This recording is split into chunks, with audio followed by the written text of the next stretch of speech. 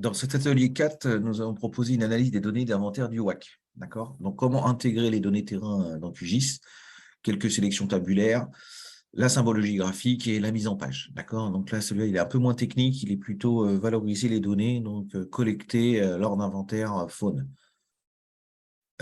Alors, ces données, vous allez les retrouver dans la base classique, la base d'études qui a été fournie, qui s'appelle Inventaire Faune. Vous l'avez ici, dans le WAP Master Series, WAP Census Master de 2019. D'accord. Pour l'exercice et l'atelier, je les avais fournis dans un petit fichier Excel qui est là. Donc, quand on loue ce fichier Excel, qu'est-ce qu'il y a là-dedans? C'est vraiment des données brutes d'inventaire voilà, qui ont été traitées par vos collègues. Voilà. Alors, on y va. Donc, bon, déjà, quand on voit des fichiers, des zones bleues sur le côté, ça veut dire qu'il y a un filtre. Donc, vous cliquez bien dessus, vous mettez dessus et vous désélectionnez tout. Là et là, on voit qu'il y a à peu près, CTRL-SHIFT-bas, 8995, donc pratiquement 9000 points GPS avec à chaque fois des observations.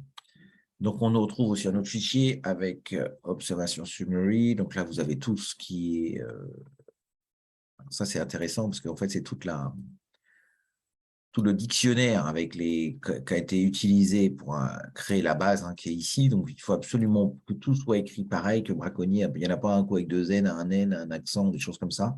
Voilà, donc c'est bien d'utiliser une base de données là, à l'intérieur. Ça, c'est tout ce qui est données de vol. Là, vous avez de nouveau l'inventaire aérien avec la légende français, anglais-français. Vous avez aussi des calibrations d'appareils, encore des spécificités. Donc ça, c'est voilà. Donc là, il y a encore d'autres données qu'on peut utiliser. Après, vous avez tout ce qui c'était les éléphants, les carcasses, les humains. Voilà, vous avez tout ce que vous voulez. Donc nous, on va se concentrer sur le premier fichier qui s'appelle AllWAP. Vous avez toutes les observations. Donc, première chose à faire, c'est qu'on s'aperçoit que ça, c'est un fichier Excel classique, XLS. Donc, celui-là, on ne va pas pouvoir l'intégrer directement dans QGIS, comme on l'a vu jusqu'ici, parce qu'il nous faut du CSV, du point virgule. Donc, pour faire ça, on va déjà commencer par transformer ce fichier Excel en CSV. Donc, vous positionnez bien sur la feuille qui vous intéresse. Vous allez dans Fichier, Enregistrer sous, Parcourir. Donc, on se met bien dans là où on veut le faire. Voilà, on va l'appeler pareil. Et dans le type de fichier qu'on va prendre le séparateur point virgule, .csv. Je vous conseille de prendre celui-là, il marche bien. Vous l'enregistrez. Alors là, il va pleurer un peu parce qu'il va vous dire c'est du CSV. Vous dites OK, parce qu'en fait, vous allez perdre toutes les autres feuilles. Dans un CSV, vous ne pouvez avoir qu'une seule feuille. Alors, vous fermez votre fichier Excel. Vous n'enregistrez rien, comme ça, vous allez tout garder bien propre. Et on va aller voir un peu ce qu'il m'a fait dans mon fichier CSV. Alors, on s'aperçoit que le fichier CSV, même s'il n'y a qu'une seule feuille, il est presque aussi gros que le fichier Excel. Alors, on rentre dedans. Là, j'ouvre que le fichier CSV. Celui qu'on vient d'enregistrer. Donc, je le rerouvre avec Excel. Et là, je m'aperçois que j'ai perdu toutes mes feuilles. Mais par contre, j'ai un beau fichier CSV. On le voit bien dans l'entête, en haut. Là. OK. On voit bien que c'est un fichier CSV. On est dans quelque chose qui va nous permettre d'être intégré dans QGIS. On s'aperçoit qu'il y a bien un longitude-latitude. Ce coup-ci, c'est une virgule. Vous avez vu le séparateur de décimale, c'est une virgule. Donc, tout ça, il faudra bien le mettre dans QGIS. Donc, on ferme tout, on n'enregistre rien. On a bien notre fichier CSV qui est là. Alors, on y va. Dans QGIS, on crée un nouveau projet. Il n'y a rien dedans. Tout va bien. On va dans Couche, ajouter une couche de texte délimitée, un petit peu comme on avait fait avec l'archive Sims sur l'atelier 2. Alors, on y va. Donc, le texte délimité. On va chercher notre fichier. Donc, notre fichier, il est dans Atelier 4. Ou dans votre base de données, ça dépend un peu comment vous travaillez. Là, je ne sais pas où vous l'avez mis. Voilà. Vous prenez bien le CSV, pas le fichier Excel, ça ne marchera pas. Le CSV, vous ouvrez. Alors, on y va. On refait, on redéplie. On va le faire gentiment. Format du fichier. Ce sont bien un délimitateur personnalisé, sauf que si ce n'est plus des virgules, ce sont des points-virgules. Vous retirez tout, pour mettre qu'un. Et là, dans le petit résumé en bas, on s'aperçoit bien qu'il a réussi à nous reconstituer tout ce qui va bien. Alors après, option du champ et des enregistrements. Les entêtes sont bien en première ligne, on détecte les champs automatiquement, et là, on lui spécifie bien. C'est très important que les virgules étant point que là, les virgules, c'est des séparateurs de décimales. Sinon, il va croire que latitude et longitude, c'est du texte. Il ne pourra jamais vous créer vos points. D'accord? Les en-têtes, tout va bien. Définition de la géométrie, on vérifie bien que la latitude, c'est bien Y et la longitude X. Et on peut faire ajouter. Et là, on voit que nous avons pratiquement, on peut remettre toujours, moi je vous conseille de remettre toujours une petite carte, là, voilà, un petit fond flux X, Y, Z, comme on a vu dans les autres. Voilà, vous avez pratiquement tout, il vous manque juste un peu les données du Burkina et d'Arli. D'accord? Côté Burkina, là, on n'a pas les données, mais on pourra considérer une autre fois. Mais là, ce qui nous intéresse surtout, nous, pour notre W, c'est qu'on a toutes nos données du W, avec énormément de points dans des coins. OK? Alors, première chose à faire, on s'aperçoit qu'on n'a fait que le lire. On n'a fait que le lire et qu'il est toujours en 43-26. Alors, si on veut enregistrer, on clique droit tout de suite, on exporte, on sauvegarde les entités. Je vous conseille fortement de l'enregistrer. Alors, on peut le mettre en UTM, on peut rester en 43-26, hein, ça ne pose pas de problème. Donc, on se met bien dans l'atelier 4, on crée un nouveau dossier et qu'on l'appelle WAP. Inventaire, par exemple. Et là, c'est le hall. D'accord? Encore rien zoomé du tout. On prend cette sélection, on rentre dedans, relevé, on l'enregistre. Tac, tac, tac. On peut rester en 43-26, ça ne pose pas spécialement de problème. OK? Voilà. Alors, il va nous manquer, maintenant qu'on a fait ça, alors on peut surtout supprimer l'autre, supprimer le CSV qu'on était juste en écriture, vérifier que ce qu'on vient de faire a bien généré les 6 fichiers avec le shape, voilà, un gros fichier, un beau fichier. Voilà. Alors, ce que je vous conseille, c'est de reprendre notre zone d'étude de faisabilité. Alors, pas en UTM, hein, pour les mieux en 43-26, une des premières qu'on a fait dans l'atelier 2. Voilà, et comme ça, on a tout. Alors, moi, ce qui m'intéresse, c'est bien sûr que les points qui sont dans ma zone d'étude. Alors, pour faire ça, on va déjà faire ce qu'on appelle une sélection spatiale. On va ne récupérer que ceux qui sont dans notre étude de faisabilité. Pour faire ça, vecteur, outil de recherche. Et là, on va faire sélection par localisation. Première chose qu'on met en haut, c'est les points qu'on cherche, qui intersectent quoi? Notre zone d'étude. On exécute. Et là, on voit qu'il a bien tout généré, notre zone. Alors, bon, il y a des points qui peuvent être un peu de l'autre côté en zone Burkina, mais ce n'est pas grave. On va tout récupérer. On ouvre la table d'attributs de ce truc-là. Il nous en a trouvé 1127 qui sont bien dans notre zone d'étude sur les 9000 du départ. Ces points, on les exporte. Et bien sûr, on ne garde que ceux qu'on vient de sélectionner. On les exporte. Alors, on ne les appelle plus WAP All, mais WAP. Alors, on va faire un nouveau dossier et on va les appeler WAP W Niger. Hein, on est bien côté Niger ici. Bon, dedans. Et c'est comme ça que je les appelle. J'enregistre. Je dis OK. Voilà. Et donc, j'ai bien plus besoin maintenant de mes autres points que je supprime de nouveau. Voilà. Donc là, j'ai bien que ma base de points d'inventaire de faune sur le Niger. Et une fois que j'ai ça, alors, qu'est-ce qu'on a fait jusqu'ici? On a bien intégré nos données de là, fait une sélection tabulaire spatiale, hein, qui nous a permis d'avoir que les zones qui nous intéressent. Maintenant, un peu de symbologie graphique. Comment on peut faire pour faire de la couleur? Propriété. Alors, ce qu'on s'aperçoit, c'est que, avant, je voulais vous montrer, donc si on va voir dans la base de données, les données qui nous intéressent, qui sont surtout dans observation, hein, sont uniquement en texte. Donc, on ne va pas pouvoir lui faire de la graduation, mais on va faire de la catégorie dans propriété, symbologie graphique. Là. Voilà, vous n'allez plus dans symbole unique. On ne va pas pouvoir graduer parce qu'on n'a pas de texte, on n'a pas de chiffre, on a du texte. Donc, on va dans catégorie. On va chercher notre variable qui s'appelle observation, on classe. Et là, il nous a fait une petite couleur pour tous les variables possibles et inimaginables. D'accord? On applique ça. On dit OK, et là, vous avez toutes vos petites couleurs. Quand on déplie sur le côté, vous pouvez, bien sûr, ne prendre que ce qui vous intéresse. Donc, par exemple, si je décoche tout et je ne garde que ce qui m'intéresse au niveau, par exemple, des éléphants, Là, je décoche, je décoche, je décoche. Voilà, j'ai les éléphants qui sont là. Alors, je vais tous les garder, les éléphants. Et je retire tout le reste. Et quand vous êtes arrivé ici, vous avez bien sûr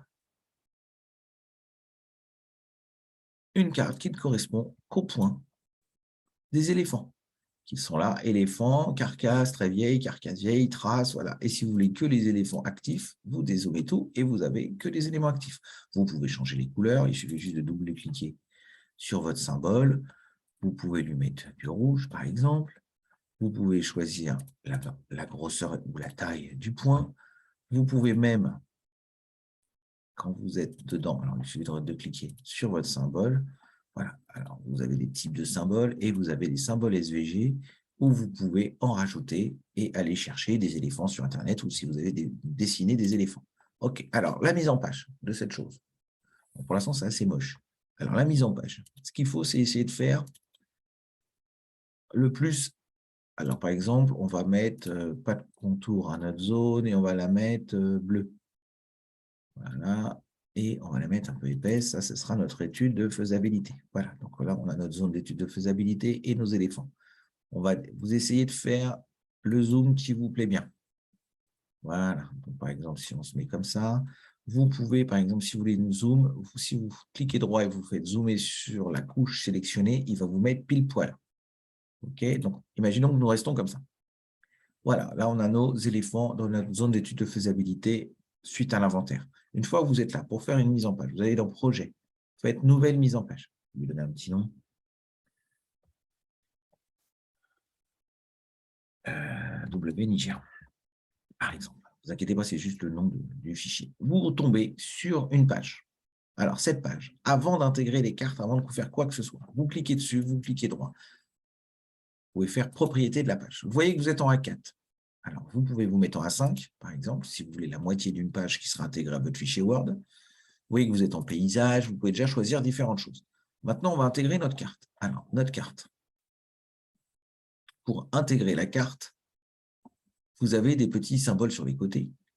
Et quand vous positionnez dessus, il vous fait soit ajouter une carte 3D, des images, des étiquettes, des légendes, vous pouvez faire ce que vous voulez. Alors, on va ajouter notre carte. Vous cliquez une fois, vous dessinez la zone où vous voulez votre carte. Là, il la charge et vous avez le même zoom que tout à l'heure. Okay, si ça vous plaît, les couleurs vont bien, on va ajouter une légende. Voilà, l'ajouter par exemple sur le côté. Quand vous ajoutez la légende, il va tout vous ajouter. Pas de problème. Quand vous cliquez, alors est-ce que vous avez remarqué aussi que quand vous cliquez sur les éléments, ici, change la propriété de l'objet que vous utilisez. Donc, soit vous êtes sur la carte, soit vous êtes sur votre légende. Quand vous êtes sur votre légende, vous ne lui dites pas que vous la voulez en automatique. Et là, vous allez pouvoir déplier et faire ce que vous voulez dedans. Si vous ne voulez pas les ânes, vous avez un petit crayon qui s'appelle moins. Voilà, vous retournez, voilà, le petit crayon là. Et une fois que vous êtes là, vous cliquez dessus et vous faites moins. Et vous supprimez tout ce que vous voulez. D'accord? Donc, bon, c'est un peu fastidieux parce qu'on avait beaucoup de données au départ. On aurait pu sélectionner que les éléphants, faire qu'une carte d'éléphant. Mais moi, j'aime bien garder tout dans la base. Comme ça, on peut rapidement rechanger tout ce qu'on veut. Voilà. Nos éléphants arrivent. Je les vois, c'est le gros point rouge. Là. Voilà. Alors, les éléphants, on les garde. Voilà. On supprime tout. Vous pouvez. Voilà. Alors, c'est un peu long, mais on y arrive, on y arrive. On est presque au bout. Vous pouvez supprimer vos éléphants. Très bien.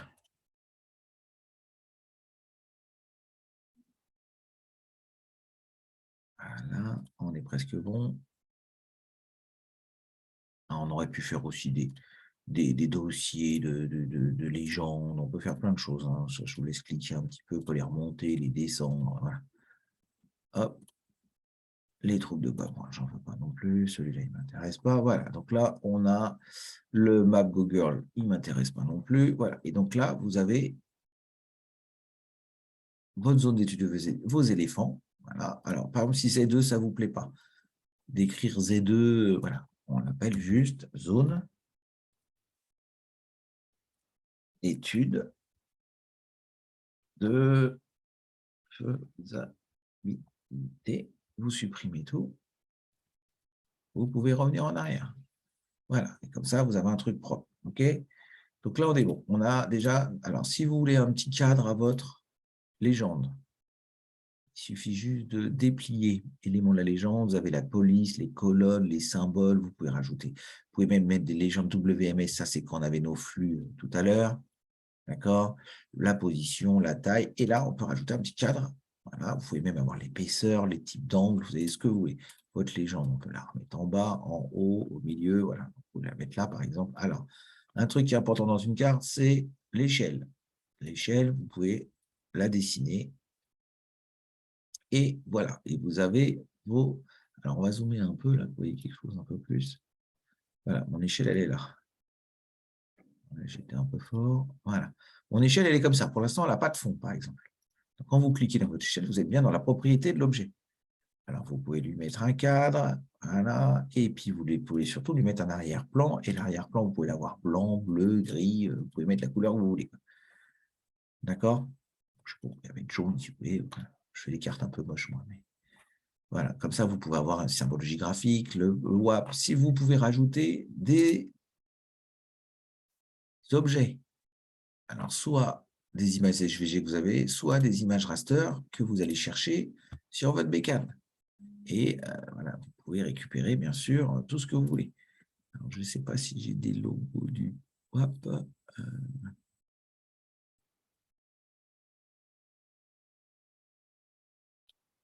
Alors, enfin, vous pouvez récupérer des données, vous pouvez récupérer des images, mettre tout ce que vous voulez sur votre carte. Si votre carte, vous voulez l'habiller un petit peu aussi, mettre une grille, par exemple, avec des positions. Donc, votre échelle, là, vous pouvez jouer sur l'échelle. Vous pouvez aussi retourner votre carte. Vous pouvez la mettre à 90 degrés si vous voulez. Alors, attention les yeux, hop. Et votre carte, elle est à 90 degrés. Si ça ne vous plaît pas, vous la remettez à 0. Oh, elle se remet à 0. Voilà, le SCR, je vous conseille fortement d'utiliser celui du projet. Voilà. Et là, c'est là que c'est important, c'est que quand vous êtes bien dans la carte, vous allez dans grille. Dans grille, vous allez ajouter une grille. Vous allez après cliquer dessus, vous allez la modifier pour montrer maintenant, voilà, type de grille. Alors, on peut prendre que des petites croix. Voilà, on va prendre l'unité de carte, les intervalles, on va mettre, je crois que c'est 0,5, parce que ici, on doit être en degrés, je pense. Parce que tout à l'heure, j'étais en... Qu'est-ce que ça fait si je fais ça? Parce que j'étais en... Voilà, et donc là, j'ai mes petites croix. Voilà, ça vous fait des petites croix. Si vous voulez des coordonnées, alors le cadre, une fois qu'on a nos... Non, 0,5, c'est parce que j'étais encore dessus. Voilà, OK. Donc là, on est bon. L'apparence, on peut le refermer. Le cadre, on peut lui mettre un petit cadre. Alors, zébré, ça, c'est quand vous êtes dans la marine, le machin, un petit cadre simple. Voilà, les divisions. Voilà, vous pouvez mettre des petites divisions comme vous voulez. Et alors, ce qui est intéressant, c'est afficher les coordonnées. Voilà. Et quand vous affichez les coordonnées, vous pouvez les afficher qu'à gauche, qu'à droite, au-dessus, en dessous. Vous pouvez changer la police. Vous pouvez vraiment faire ce que vous voulez. Décimal avec suffixe, voilà, comme ça, vous avez le nord, l'est, l'ouest. Vous pouvez mettre des degrés, des minutes, tout dépend un petit peu, et vous pouvez même les personnaliser comme vous voulez, voilà. OK, alors moi, je vous conseille fortement de mettre, voilà, on va mettre de décimal avec suffixe. Voilà. Après, vous pouvez même jouer sur le nombre. Voilà, vous pouvez jouer un peu comme vous voulez. Voilà, vous avez rotation de la grille. Voilà. Donc, je vous conseille franchement, il faut explorer et essayer de retrouver au mieux tout ce qui vous plaît. Et une fois que vous avez fait tout propre, vous aimez bien votre mise en page, je vous conseille d'en faire une pour toujours. Et comme ça, après, vous pouvez l'appeler, la retrouver. Alors, soit vous l'exportez au format SVG si vous voulez pouvoir le transformer après, ou vous pouvez directement le mettre en PDF. D'accord? Ou vous pouvez aussi le mettre en image. Voilà, on va l'exporter en format PDF, par exemple. Voilà, hop. Alors, vous pouvez toujours enregistrer en vecteur, je vous conseille, voilà, vous enregistrez. Là, il est en train de mouliner, il vous fait un beau PDF et vous avez le lien ici. Et j'ai mon PDF. Alors, il doit être un peu... Il n'est pas si gros que ça va. Voilà. Et là, j'ai mon PDF que vous pouvez intégrer, faire ce que vous voulez avec. Alors, j'ai oublié mon U là, mais c'est pas grave. Alors, si vous avez oublié quelque chose, ça marche en live. Hein. Hop, il suffit juste que je retourne sur l'élément que je veux modifier. Mon étude de faisabilité, elle est là. Je modifie. Je mets mon U, que j'ai oublié parce que j'ai fait ma faute. Hop, et ça met bien sûr à jour.